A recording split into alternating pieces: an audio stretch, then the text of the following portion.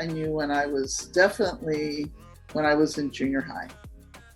You know, I had crushes on girls. I would walk girls home from school, you know, stuff.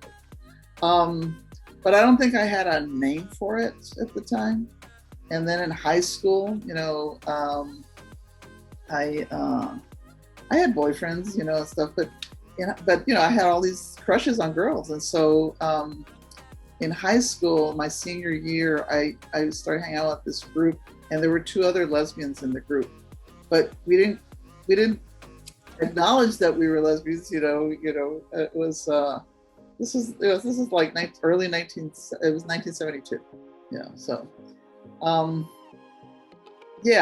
so I think I've known for most of my life.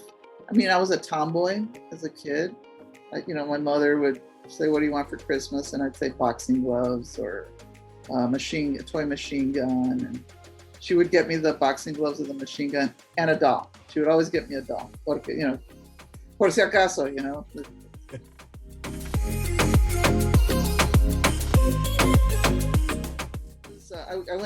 So when I was graduating from Trinity University in San Antonio with a master's in urban studies, that last semester, the dean, Dr. Lewis, announced to our class, he said, you know, there's this internship program with the federal government that it's a program where they're looking for people with master's degrees for various jobs in the government. And so he encouraged us to apply. So I applied because I knew I was going to need a job. So I applied, and I got into the program, and I wanted to go to Washington State, but there were no jobs in Washington State that I wanted. So I ended up deciding, well, I'll go to Washington, D.C. for 2 years. It's a 2-year internship program. I'll come back to San Antonio. You know, life will be good. And so in 1987, that's the year I was in school, I came to DC, and it coincided with the 1987 March on Washington for lesbian and gay rights.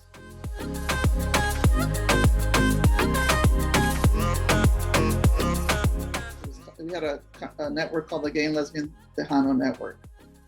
And so our network had a conference in Austin. We invited Arturo Olivas and Laura Esquivel from California to come be speakers at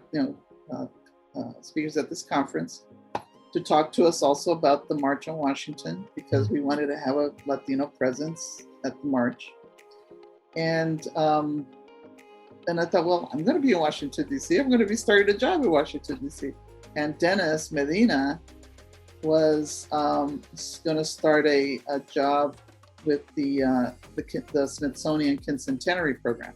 Both of us were coming to DC, and so Dennis found a group here in DC called ENLACE. It had just formed, Gay and Lesbian Latinos here in DC.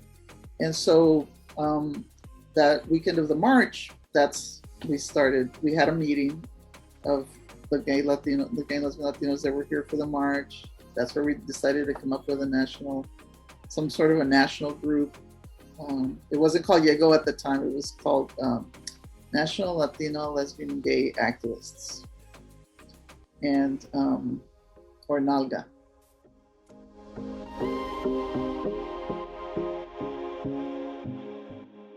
To me, it's a word with power. You know, marimacha. You know, and it's not a word that I grew up hearing in my house at all, or even amongst friends. I mean, I grew up in San Antonio, but you know, our dominant language was English, not Spanish, in school. So I didn't hear marimacha or maricon, or I would hear joto, you know. And I remember, you know, I remember hearing references. Oh, he's a 41, you know. I remember that. And at the time, I didn't know what that meant. I didn't know the story about 41. So, but I remember, you know, hearing that thrown around. Oh, he's a 41. So so I think, as far as the word marimacha, to me, it just conveys a certain sense of power. I like it.